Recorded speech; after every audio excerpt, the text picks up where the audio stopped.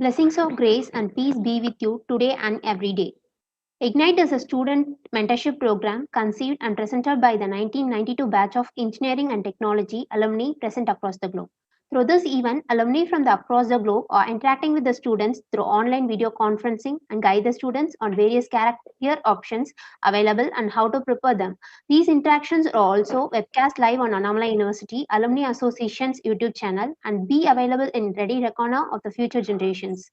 Ignite consists of 20 unique sessions on various aspects of career building and conducted between 1st of February and 26th of February. We are in the third week of Ignite and today is the 13th session. This is going to be addressed by Mr. Varghese Eipe, a leadership trainer from 92 batch. Mr. Varghese Eipe is an alumnus of 1992 batch of mechanical engineering. He is a dynamic personality and transformational speaker. Varghese Eipe has always been passionate about making a positive and lasting difference in the lives of people and organizations through the process of internal transformation. With this experience of working with some of the best companies in the world across industry segments and having lived and working in various countries enables him to share his learning experience garnered over the last 28 plus years. He has helped to transform lives and business through the structured intervention programs of Aurora Leadership Development, was born to win learning services at companies such as HCL, KPR Group, Pallava Group, Hotel Annapurna, Chandra Motors, Mobic, PK Steels, Precord Meridian, Swing Shektar, Get On Day, Good Leathers, KGSAL, Syati Technologies, Gestan, Jamna Auto, and Premium Mills, and many others. Prior to the following his passion in helping people, he has working with companies such as EDS, HP, Cognizant, MRF, and currently heads Aurora Leadership Development. Now, currently, I welcome Mirgaswai Ellipsa to deliver his address. All right, thank you, Bhuneshwari, and a very warm welcome to all of you out there. Possibly, I'm not able to see all of you all out there on the screen, but I think what is important is to share with you the fact that I get a chance to reconnect back with the alumni students, which is something which doesn't happen very often. Possibly the first time in the last 20 plus, maybe close to what, 40 years, 20, 30 years since we left. And it's a great opportunity for us to come back and meet all of you. And I think this is also a wonderful opportunity for all you youngsters, because you get firsthand information from people who have been through your journey and today are in positions across different companies and playing different roles, right? And I would always wanted to connect back with students, but unfortunately the kind of work I do doesn't give me that many opportunities, because I work primarily with companies, with the management leadership and the entrepreneurs in helping their businesses get better. That's what I do. But what I'm hoping to do today is to share with you some of those experiences that I've gained and gleaned over the years. And I hope some of this is something which you can take back into your lives right away. All right. Now, if you look at the title itself, the title is very interesting. It talks about a 1 in a million mindset. And I'm sure for some of you who come in, it might be curious to understand what is this 1 in a million mindset. And what we will do is, over the next 1 hour, I will try to share with you as much as I can within this time frame that we have.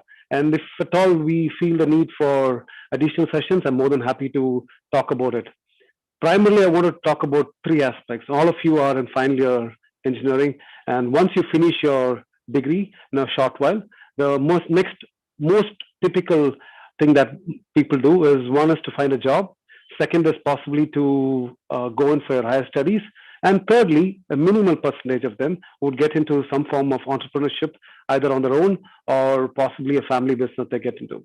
So I want to go back and touch a little bit on all these 3, but I think I will start my session primarily focusing on people who are out there looking for a job, which I think is possibly the larger majority at this point, even though I don't think that's the way it should be. I think we as a country should move towards entrepreneurship, but it's definitely catching up. A lot of young people are also getting into it today. So I'm hoping that a good percentage of you would also find entrepreneurship an interesting option to look ahead for your life, right?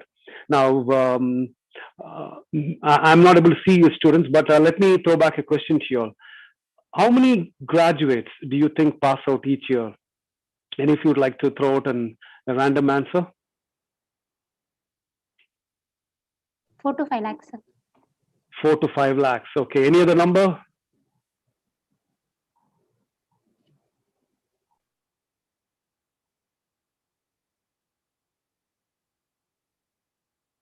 All right. Just to give a indication, a rough indication, typically every year in India, there are about 50 lakh, 5 million students who graduate every year. Definitely a big majority of them are from the graduate stream, which is your 3-year degree program. But close to 1.5 million, which is about 15 lakh of them, are engineering graduates who pass out each year. So, especially in the last year, if you look back, 2020, the ones who would have finished possibly is getting postponed. They must have had a delayed finish, and already the 21 is getting ready to finish. So you're talking about close to 50 plus lakh people, right? Each year into 2 times. You're talking about close to 60 lakh people, right? Who are going to be ready and available in the marketplace, looking out for those jobs, looking out for all the opportunities that is there. 2020 and 21 is an interesting batch because you're going to have graduates come out very close to each other because of the COVID delay and the exams getting postponed, which means it's a tougher place for you people because it's as good as two batches coming around the same time, right? So you're looking at possibly 1 crore plus graduates finishing out within the next or the last within this period of 8 months, 4 months prior, and possibly 4 months from today. If that many students are there, and of which I said the engineering graduates are going to be roughly about 3 million people if I combine both these years. So the question to ask yourself is, how do you stand out different from these 3 million people? How would you, as an engineer, stand out? And that's possibly what I want to talk to you about, what I call as the standout 1 in a million mindset. Now, to change mindset, it's not going to happen over this one session. It's something that has to be built over gradually. But what I would like to do is to give you certain key inputs which you can start actually applying right into your life, right into your careers, so your plan for getting into your careers or whatever that you choose to do. So that's what I'm hoping to do in the next 45 minutes. So when I talk about this 1 in a million, it's about standing out in a way that you are picked for that $1 million job, or you are the one that is able to work in 1 in a million company, or you're the one that the companies are looking as the 1 in a million candidate. And let's go back and find out what does it take to have this 1 in a million mindset. Now, one thing that is pretty much common with most of you students, not just with Annamalai University students, possibly students from similar colleges, is the fact that you all have finishing your engineering. You all got decent grades. You all have similar experiences, similar kind of profiles of teachers, similar subjects that's being taught, possibly similar kind of projects that you do, and near similar experiences in college. And I'm talking about colleges which are similar or in ranking, or similar in scale, similar in position as respect to Annamalai University.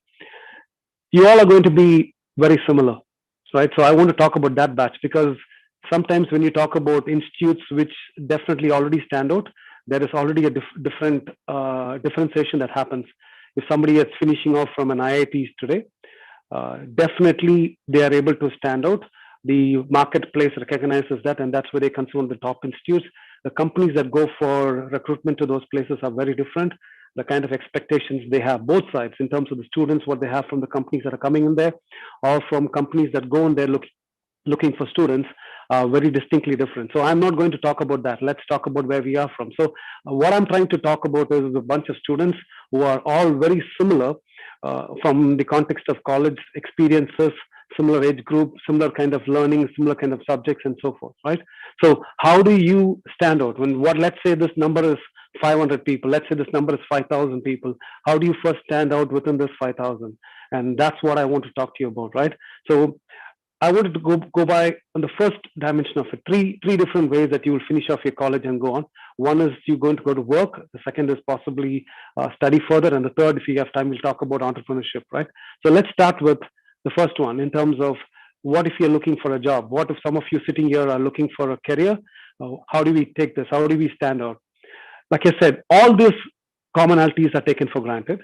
And then how do you therefore differentiate yourself? One of the things that you could do is possibly learn additional courses, take certification programs.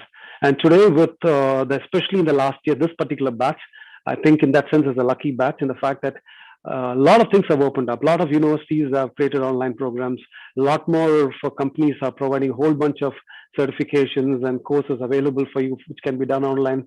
Some of them are provided free for you, which means you could have added on additional skills.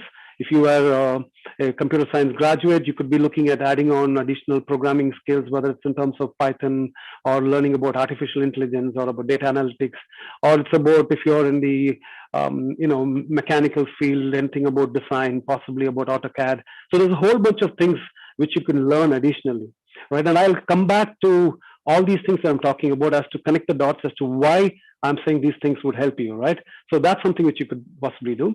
The other thing is, I tell people, you could also be using apps.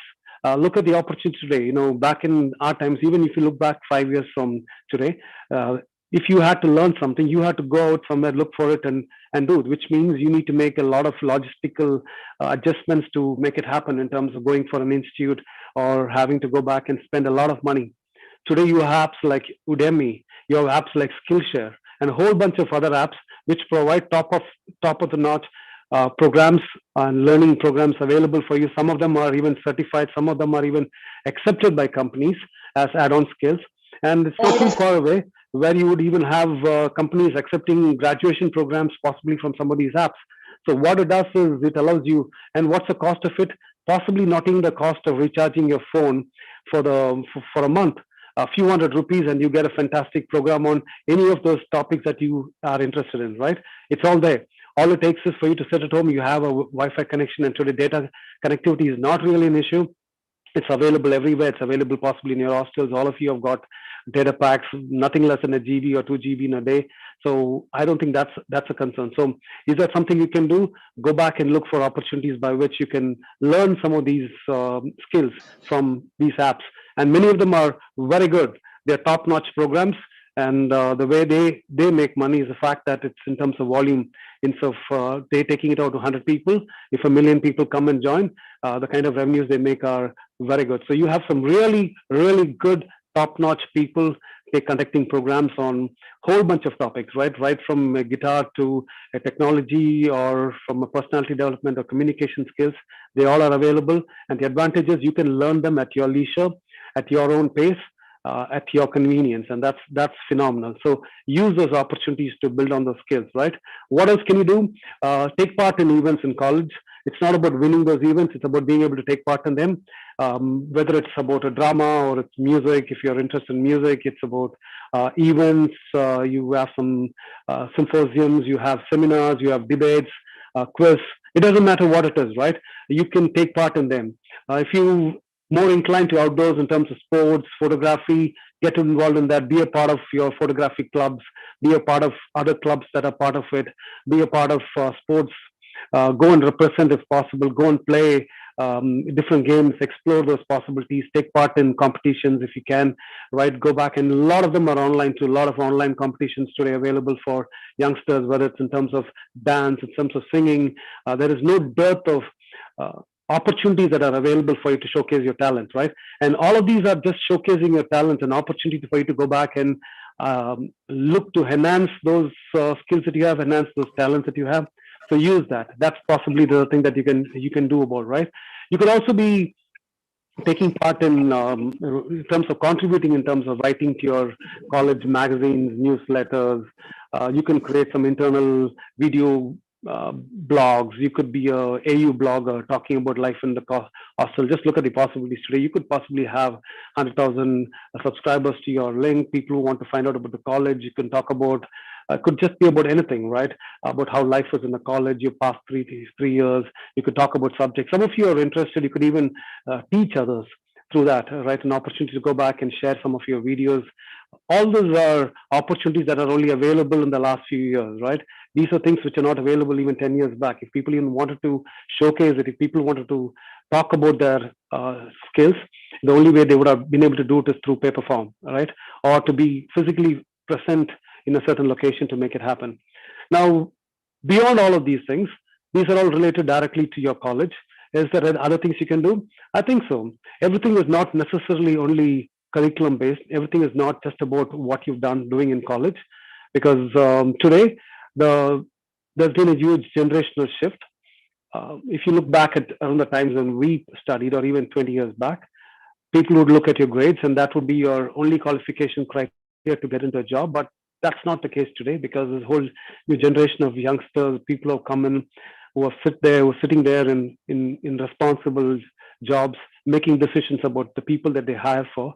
They're not just looking at your grades; they're looking to see all around development. As a matter of fact, if you look at the common theme that's being talked about, especially in IT, possibly one of the largest hiring sectors in India today, they talk about the fact that over 85% of graduates who come out from colleges are actually not suitable for mainstream work, which means the kind of qualities that are required, the kind of qualities that you need to have, the attitudes you need to have, and the skills that you need to have to work is significantly different from what you get when you finish off college. So there is a gap. It's very clearly there is a gap. And which also says that if they were just looking at grades, they would all be happy. Everyone who's got a 90 percentage or a 8 plus grade point, they all should be seen as perfect fits, which is not the case. As a matter of fact, a lot of people who have fantastic grades sometimes are just not suitable even for working in some of these companies. I've done a whole bunch of interviews. I mean, hundreds of interviews, and a lot of college grads too I've done. And it's sad to say that many of them possibly would just not fit in if there was no real need for it. Today's situation is the demand is more than the supply, so companies are more than happy to take anyone. But if that situation changes, it'll be extremely difficult. Think about it: 20% of people is who is likely employable from the time they come out from college, which means companies are saying that we're looking for other things other than your marks. We're looking for other qualities, other attitudes, other things that makes you distinctly stand out, that will make you more ready to take up work and start your career with them. So how do you gain these things, right?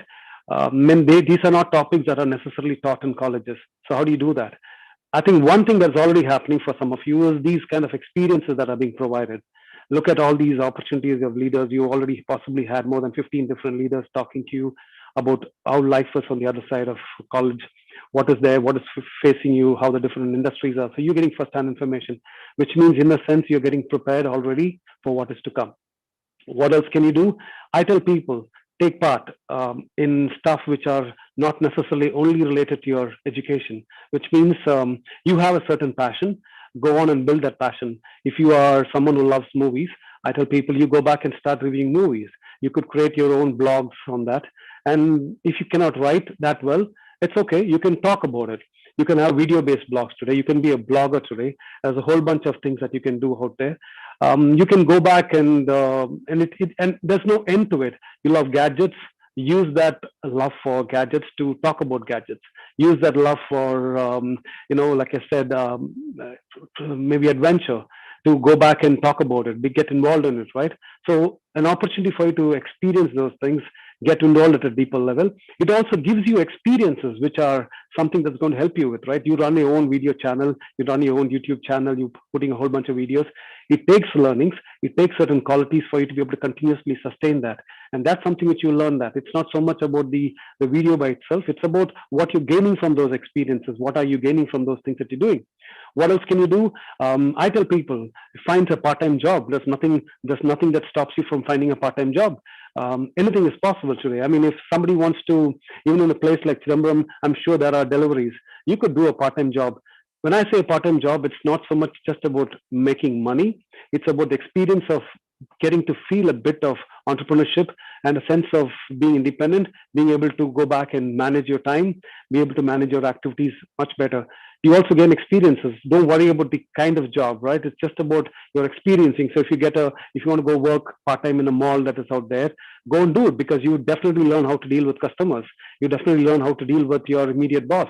You definitely learn how to make a difference. You learn a lot of social skills. You learn a good communication skills, because you need to be able to go back and push. You learn about sales. Or if you're interested in accounting, you have learned in your free time a whole bunch of software, whether it's a Tally or some add-on courses. Can you go back and help companies with that? You gain something, you learn something from the process. So go look for opportunities like these, where outside of your college, you're able to go back, whether it's part-time jobs or it's about coming together as a group and creating something. You could also go and, like I said, create letters. You could have papers which are published. You could talk about publishing your own blogs. you could talk about, and in those things you can just talk about what you love to talk, and there's no end to it, right? Any topic is fine today because there is provision for that. And interestingly, last week I was reading about a father-son combination. Possibly some of you already read it, right? They become very famous now. And what is it for? Eating biryani, eating food in huge, large quantities. So they sort of don't eat for morning and afternoon. They come back and just the way they enjoy having the food, and they put it live on video. And there's a whole bunch of more than 10,000 plus people who are part of that journey who seem to enjoy the whole idea of going out and looking for excellent food and eating. So there's no end to what is possible, right? It's just that there is, like I said, there is always a market for anything that you do, anything that you do. There's always somebody who thinks like you, thinks there is fun in it, there's some learning in it, it's interesting, so it doesn't matter. So go back and do that. If you get a chance, work with people in any field. It doesn't have to be necessarily related only your field. Many of us are locked to the idea that, okay, if I'm gonna be computer science or I'm getting a computer science degree, I should only look for a job. And they're not necessarily. These kind of jobs while you're in college, part-time jobs, can be about just gaining experiences and exposure. So it doesn't matter, because when you work in any company, you would still learn something, and more than that, you will have something to talk about. And I'll come back to that a little later on, right? What else can you do? Take part in competitions, whether it's on your star and singer, or it's about a dance competition, or it's about events in malls that you could take part in. It doesn't matter. All of them are opportunities that are available for you today, especially today's generation. The kind of opportunities that you have to actually showcase your talent, to build on it, to build on certain capabilities. I think that's what you can do, right? So I don't think there's anything that's holding you back. Now, what happens if you don't have clubs? Form your own club. It doesn't take much. You want to form a photographic club? Start one. The experience of forming a club and running it and making it happen is great. There's no newsletter, create something. Even if you do it for a short while, it's still better than not having done anything. I love adventure. What do you do? Go for a trek. Do a trek to the Himalayas. Do something that will stand out, something that you will have something to talk about, right? Something which most people wouldn't have done. You haven't done it. Maybe you and your friends can cycle all the way from Tamil Nadu, from Chidambaram to Kanyakumari and back. Link yourself to certain campaigns. Look at the possibility that you're getting to expose yourself to the outside world. Means for you to go back and get noticed. And that's the whole idea here, right? Now, why am I telling all this? Why am I telling all these things that you can do? The whole idea about telling it is so that you have something to talk about, something to write about.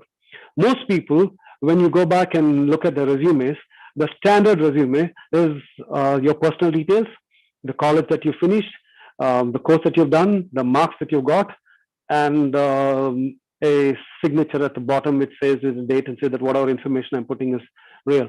What else do you have? In some of you, if you have taken part in one or two things, you talk about it. How do you fill up a resume? How do you make a resume that's going to be 3 pages long? I'm just asking this. What do today's youngsters do? How do you go back and fill it? You can't just fill that with nothing.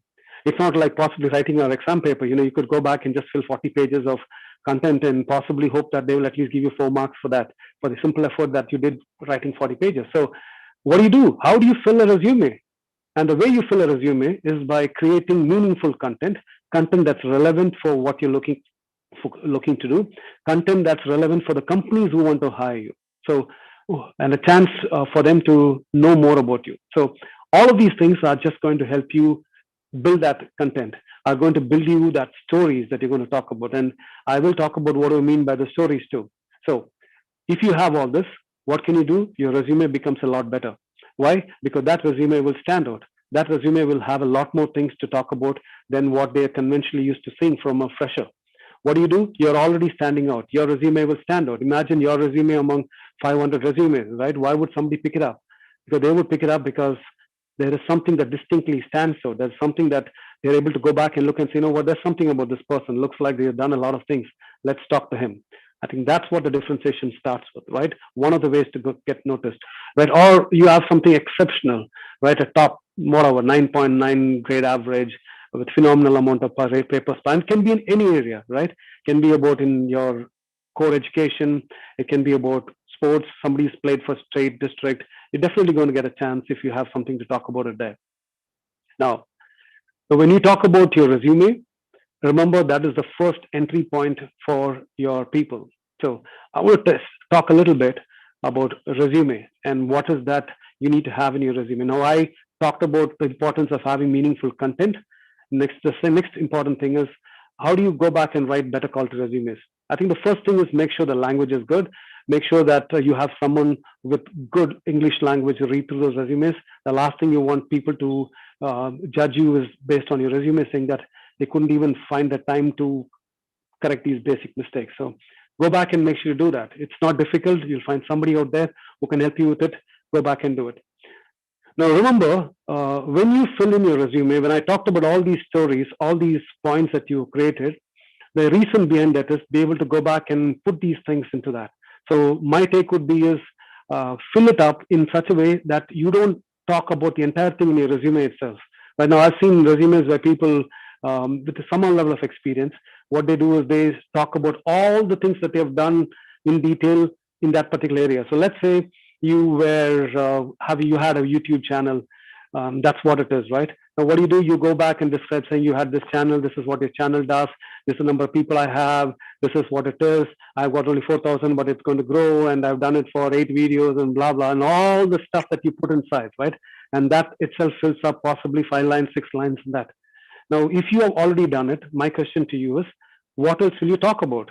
If they read everything about that particular capability, about that particular experience, about that particular exposure that you had, then what is there to talk when you have an interview? So keep it simple, right? You may want to just talk about in the context of saying, write something with saying, been running my own YouTube channel with over a few thousand subscribers for more than 2 years.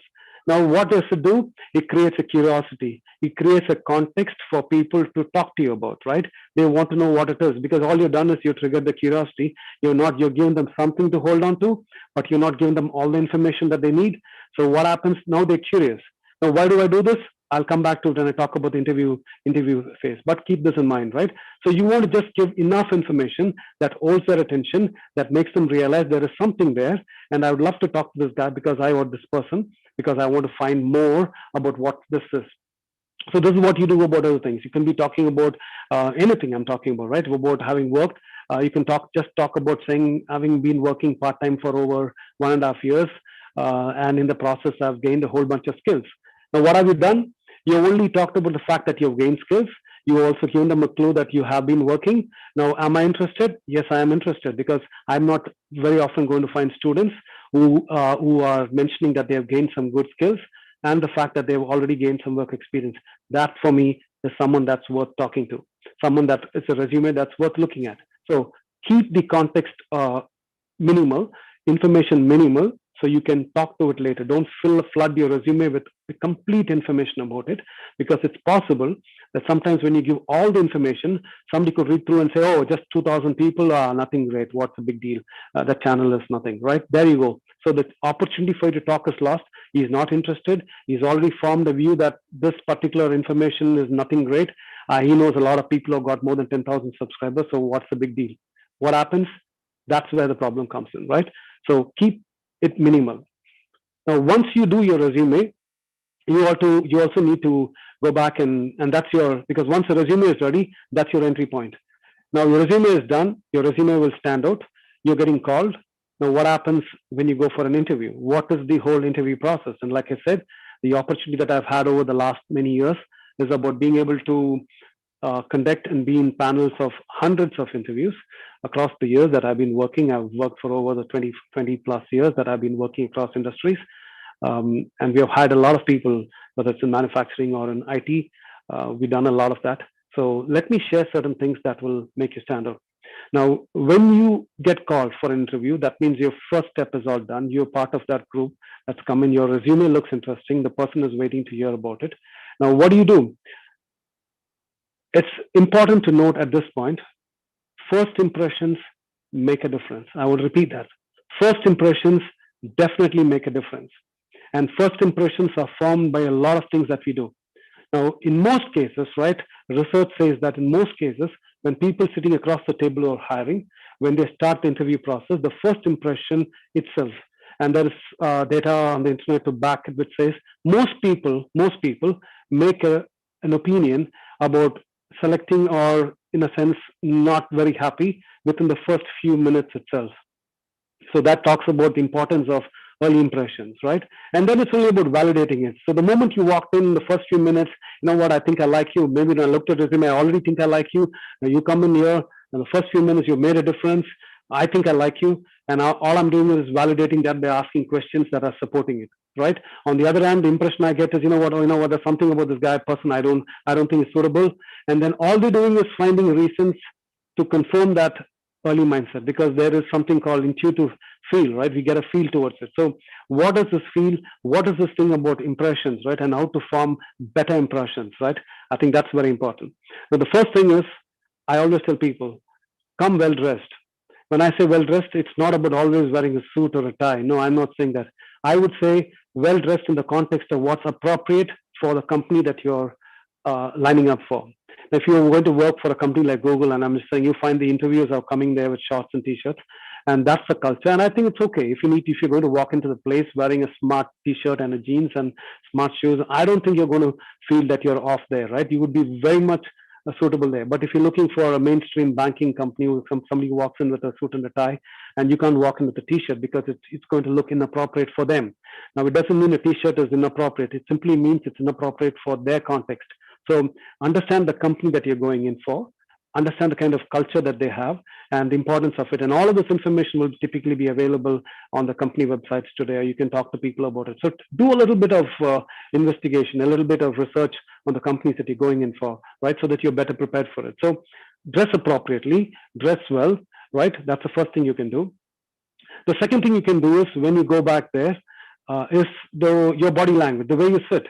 I mean, if you go there sitting like this, sitting as if you're so scared, sitting that you're worried, you will not get a job, and you're shaky and you're fidgety and your whole body language is so uncertain, insecure, it's going to definitely give off the wrong impression, right? You want to go there and sit comfortably, sit with a level of confidence. And I'll also talk about confidence, right? What plays into confidence, right? How do you get this confidence, right? But you need to have a gait, a posture that makes others believe that there is confidence. So what I tell people is this: walk into an interview room believing that you deserve to get this job, that you will get this job. It makes a world of a difference, right? Because what you think about is how you will behave without you realizing it. So if you walk into that place knowing and believing that you will get the job because you're best suited for this job, you're confident, and you know you're absolutely going to nail this interview, then I think the way you sit in the room, the way you talk with them, the way you respond to them, the way you look at them would be significantly different, right? Now, how do I believe that? That by itself is a session, right? Because this is fantastic adage which goes, as you believe, so you become, right? So I think that by itself is possibly a couple of hour session at some point. If somebody is not doing it, or maybe you can ask for a program like that. But that is something which is going to help you to, how do you strengthen belief systems in you, right?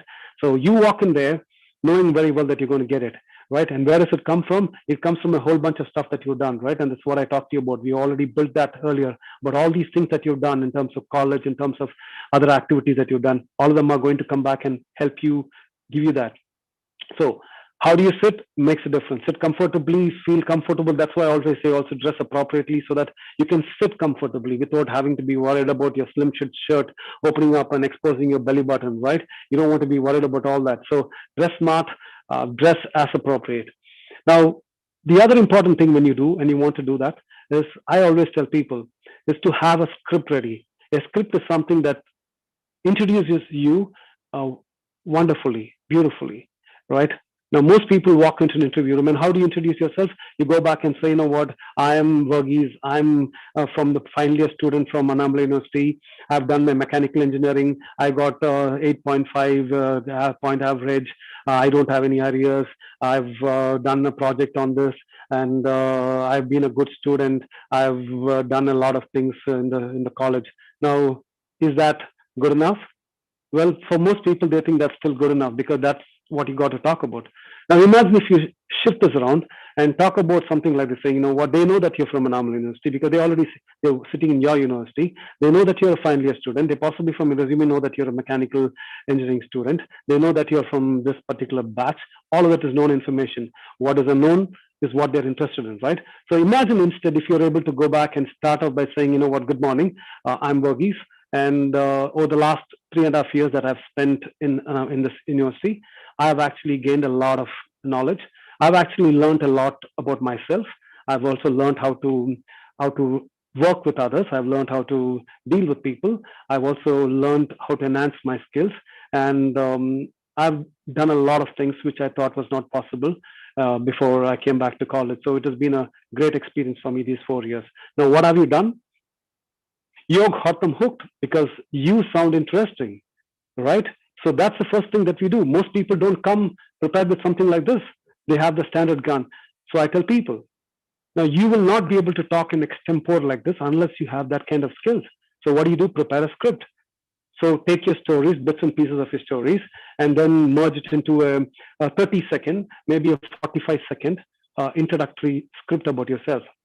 Now, if any of you are watching this are not necessarily students, if you are someone who's also looking for a job, someone who's looking to change their job and who's also looking to possibly attending interviews as part of your career, this will work wonderfully for you too.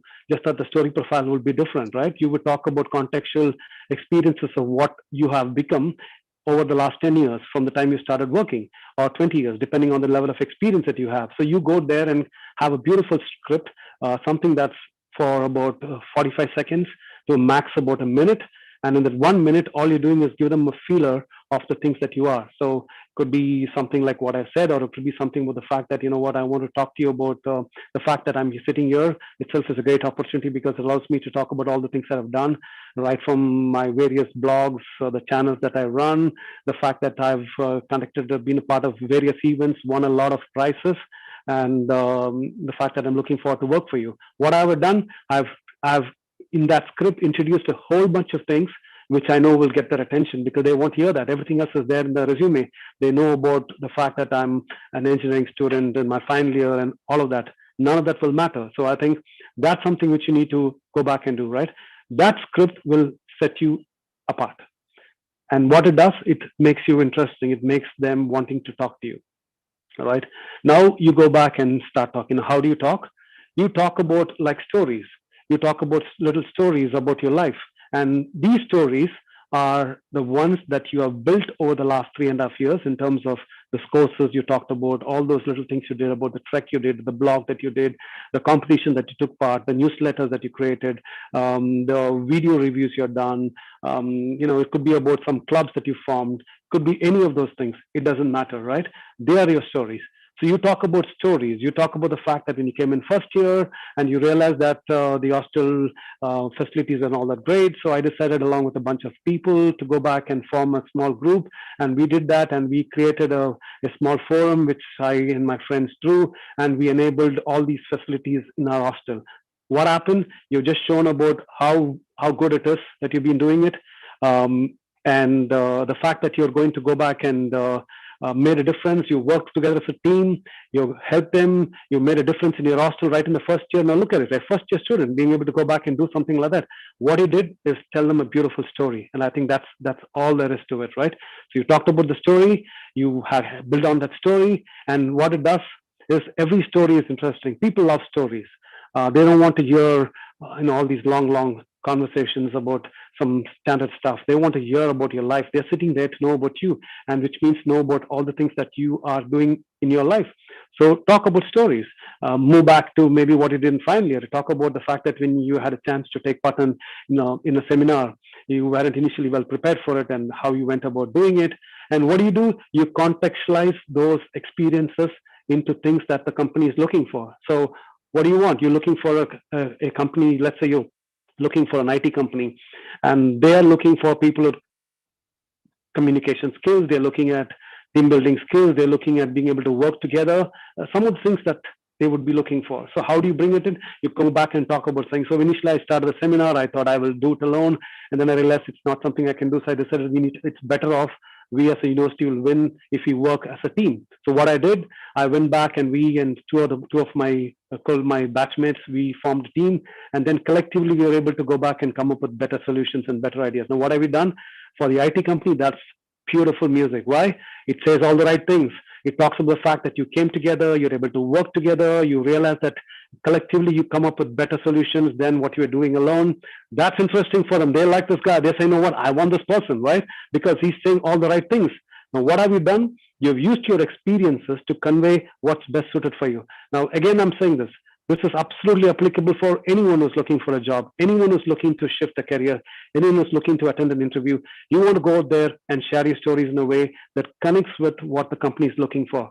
You're looking to work in an R&D company. You want to talk about how your ability to investigate, ability to research, ability to drill down deeper into a certain topic could be what they're looking for. So how do you do that? Bring certain experiences into this, right? For somebody else who's looking for outspoken people, you talk about your adventure. You talk about the fact that you went for an Himalayan trek and the fact that it was so risky and how you managed to keep that going, right? And it was, you were able to do it. Extreme weather conditions, you've never been to 15,000 feet.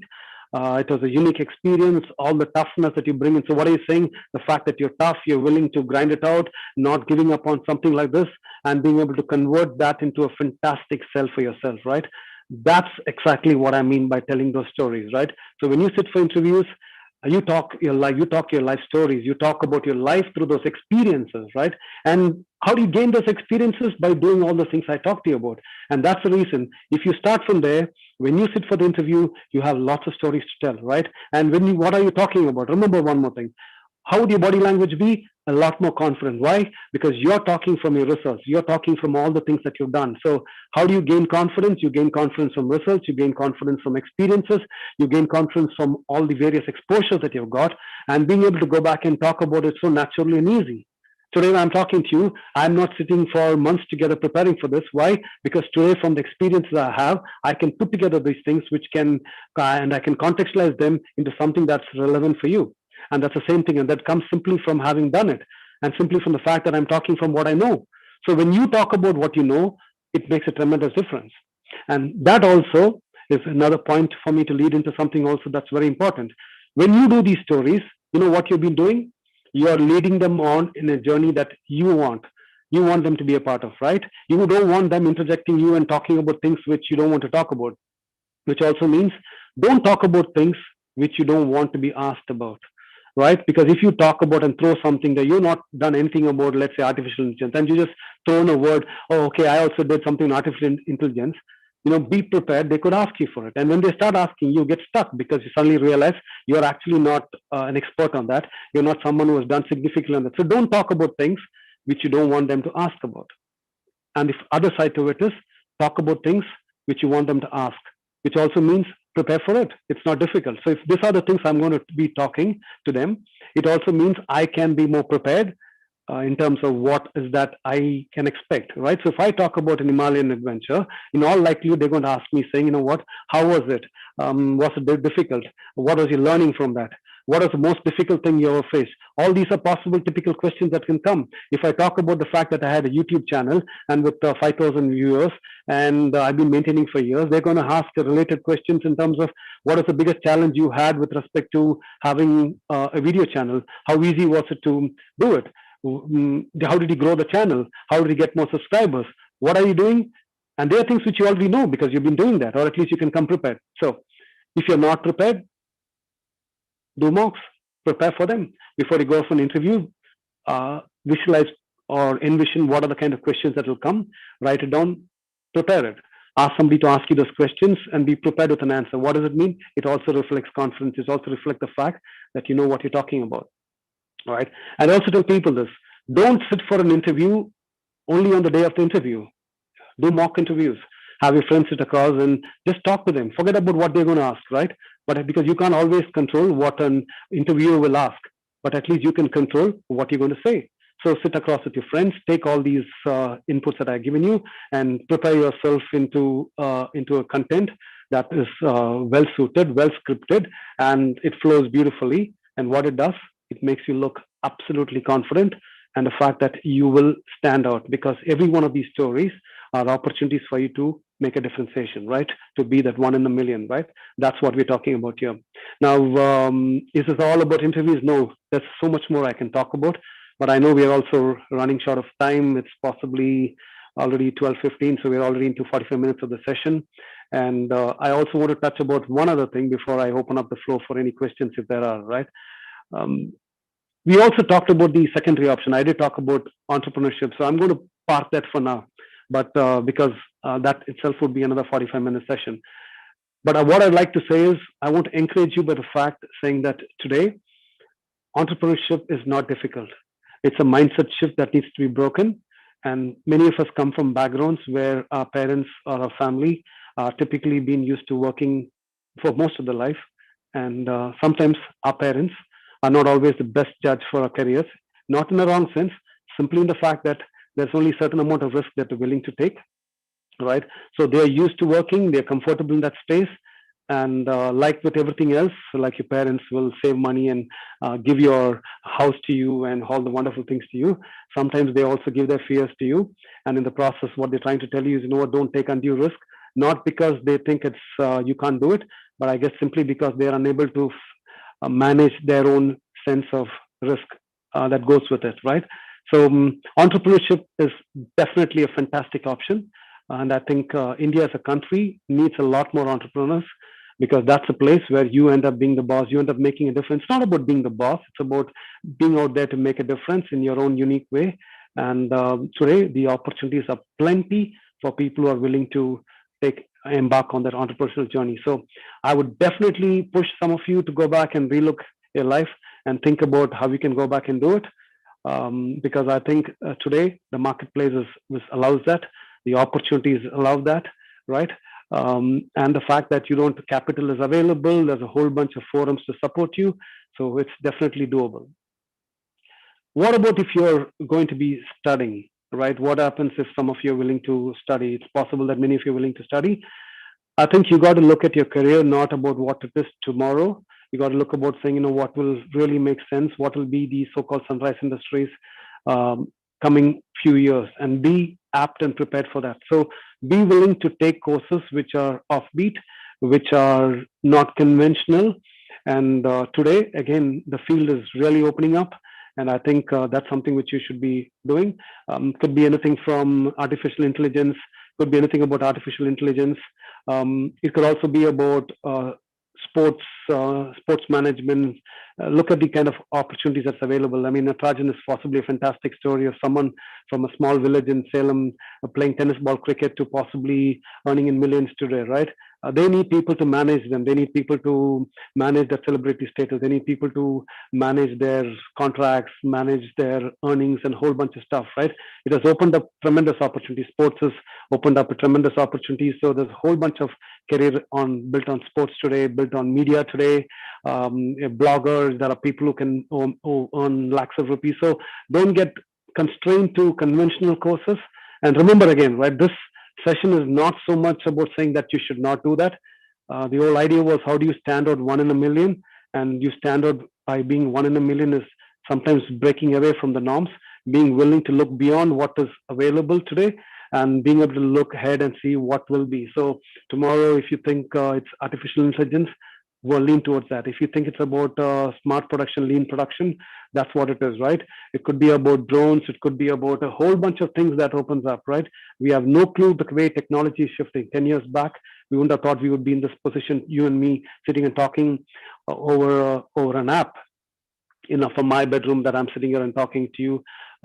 This wouldn't have been possible, right? So things are changing. So look forward to learning things which will help you to stand out differently. And I think that's what I think is important, right?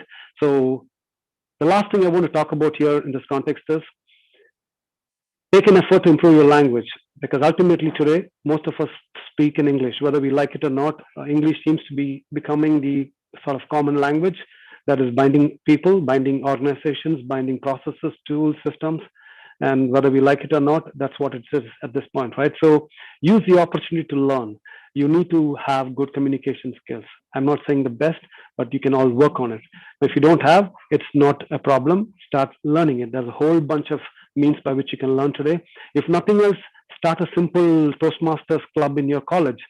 This could be some initiative which you can drive, where you can conduct a Toastmasters club. It'll teach you a lot about confidence. It'll teach you about public speaking. It'll teach you about improving your language, improving your grammatical skills, and the chance for you to do that, because you need that in any aspect of your life, right? Whether it's about relationships, communication becomes a key.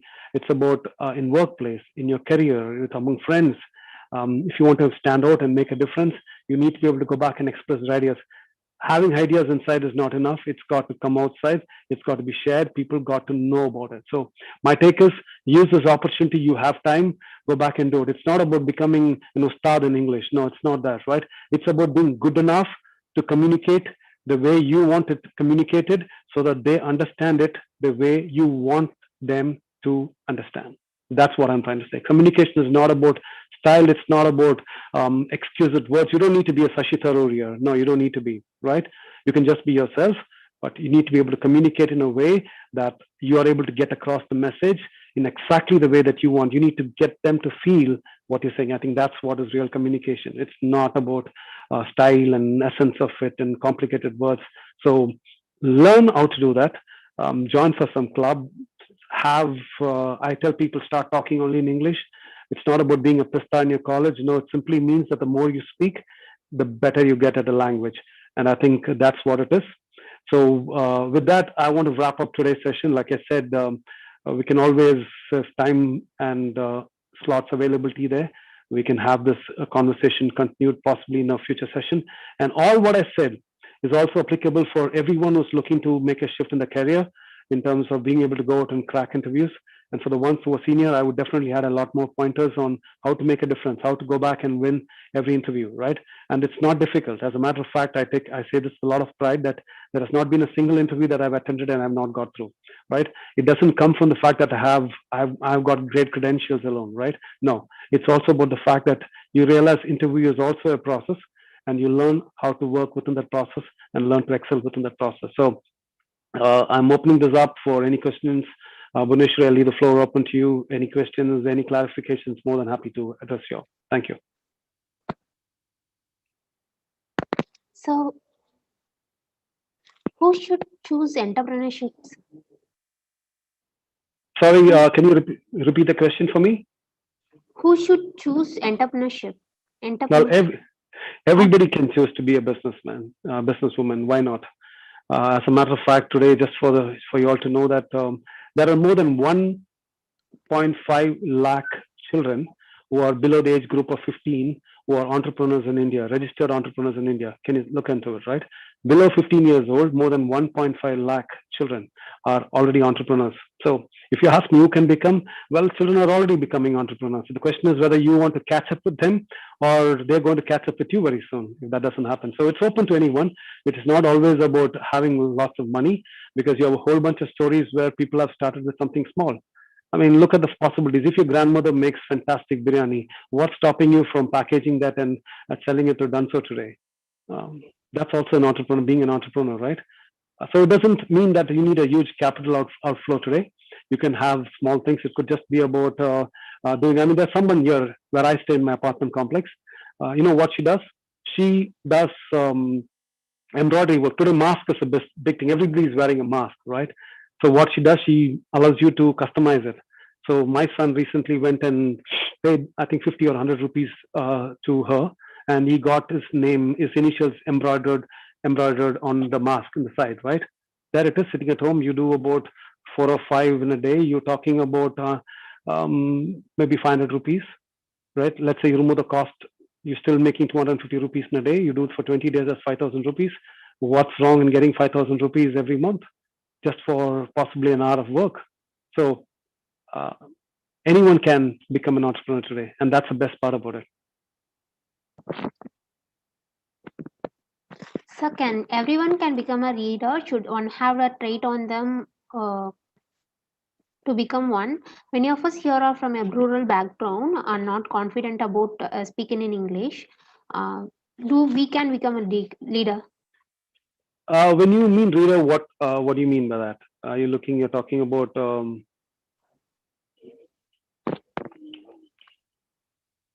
we doesn't have confident in speaking in English. No, I understand that. I understand. When you say reader, you're talking about reading news, some sort of a media-related roles you're reading? Can we also become a leader? Leader. Yes, sir. Okay. Absolutely, right? Absolutely. Leadership is not only about communication skills. No, not at all. That is the case, then you wouldn't have such variety of leadership today. You go back and look at it, right? People who are absolutely, you take someone like Narayana Murthy, considered to be a very quiet, soft-spoken person in general, whereas somebody else was so brash and outspoken, right? No, so leadership is not only about communication skills, no, but what you find in most good leaders is that they have the knack of communicating what they want the way they want it. And it doesn't have to be flashy and, with grace and style and none of that. No. So you don't have to be, you can be a leader just by being able to speak wonderfully in Tamil. It doesn't matter. நீங்க தமிழ்ல பேசினா போதும், தமிழ்ல சூப்பரா பேசுனீங்களா கூட நீங்க உங்களால பண்ண முடியும். So language is not a barrier for leadership, because and what you learn when you want to become a leader and as you grow, you will pick the skills up, right? Look at Natarajan speaking today. Isn't that leadership too? Natarajan is today only speaking in Tamil. You look at all of our cricketers, most of them would only speak in their native language. Today, many of them have learned to speak. Why? They appoint people to skill them, teach them as required. So if they want to give interviews, at this point, they don't have a problem in speaking in Tamil. Maybe in a year from today, Natarajan will learn to speak with broken English. Maybe another year from then, he will start speaking English. So no, language is not a barrier at all for leadership.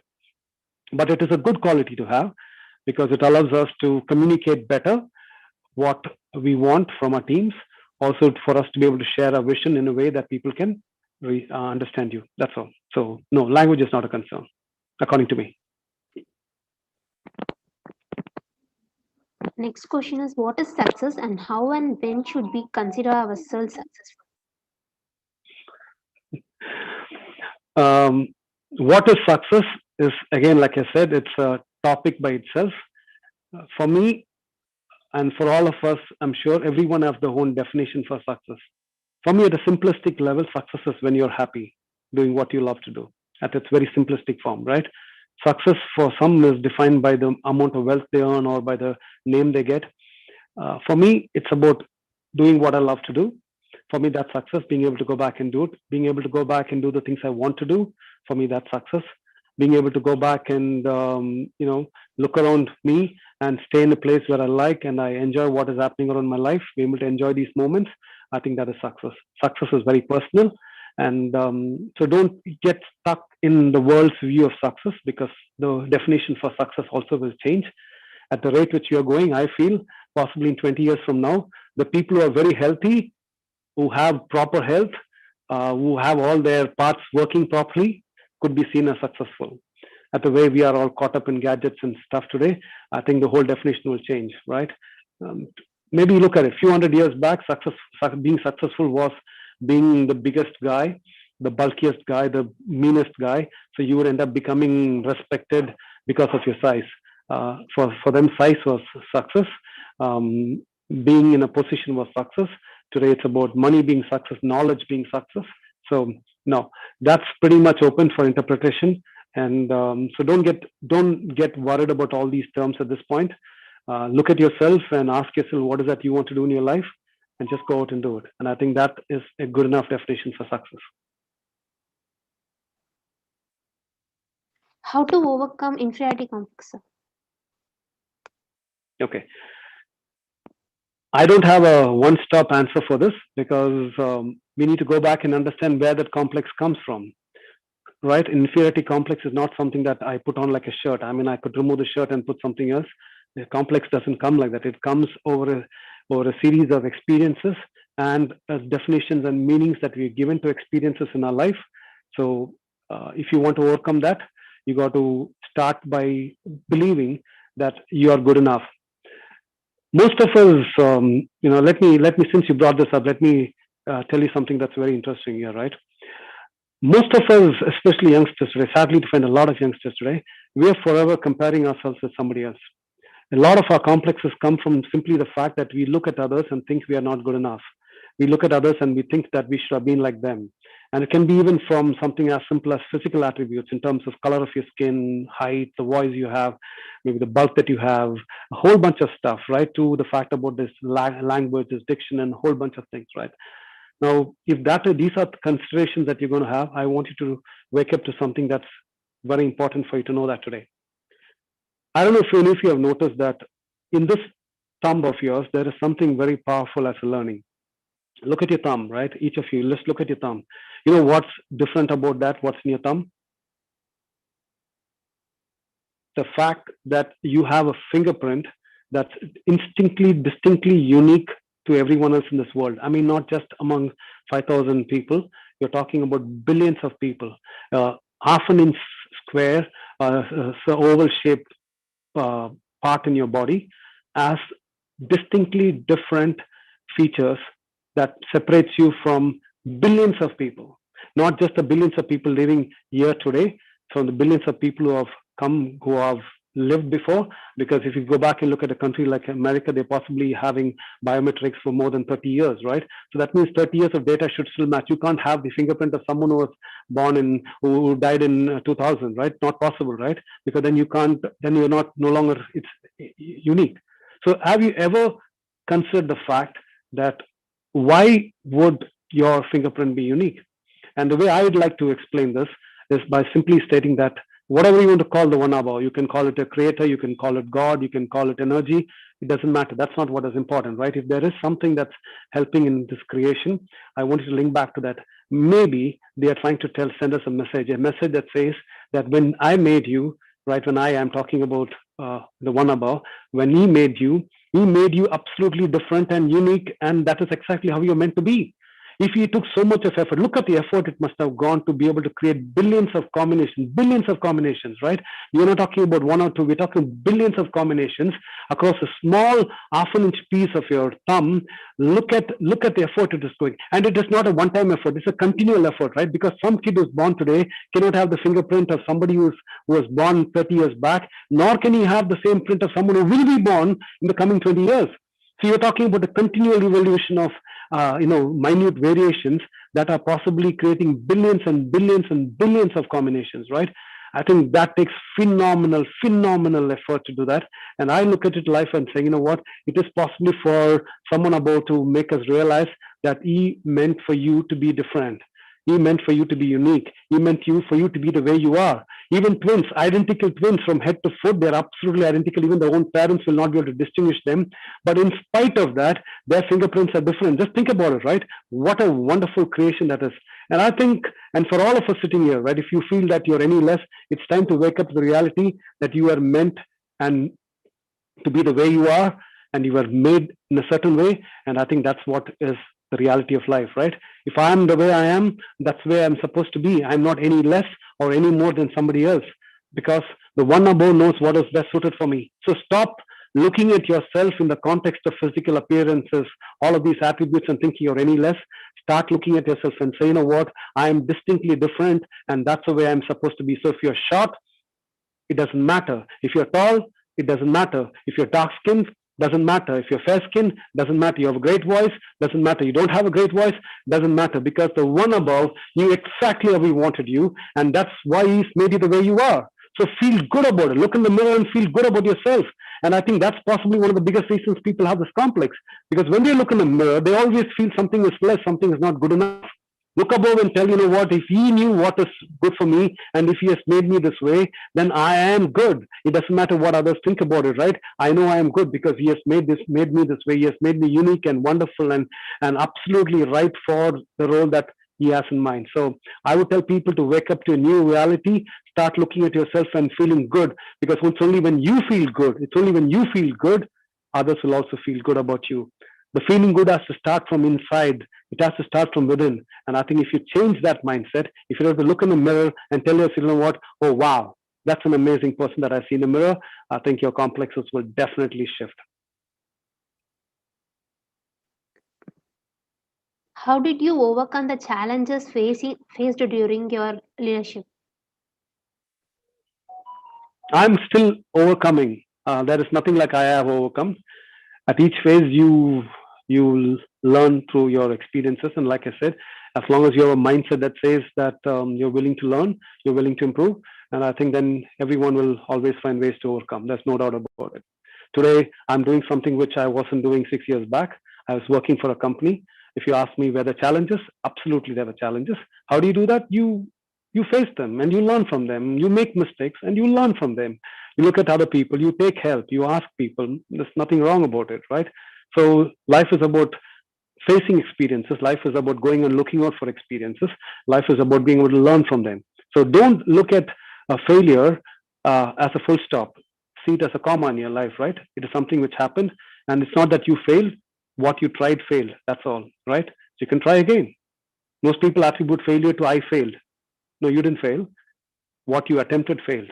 It simply means that you have an opportunity to go back and do something else. So learning is always going to be there. And if anyone is here thinking that they've learned it all, I think we're fooling ourselves. I've learned, I've made mistakes. I continue to make mistakes, and I'm sure I will continue to make mistakes. But what we can do is use those mistakes as opportunities of learning, and then you find and add on to the skills that are required. So today, if I'm talking, I've learned how to talk better. I've learned certain better body postures, body movements that I feel will help me in this journey, and that's what we all do. So it doesn't matter. You will also find ways to overcome it. And I'm telling you one more thing: there is no one defined way to overcome issues.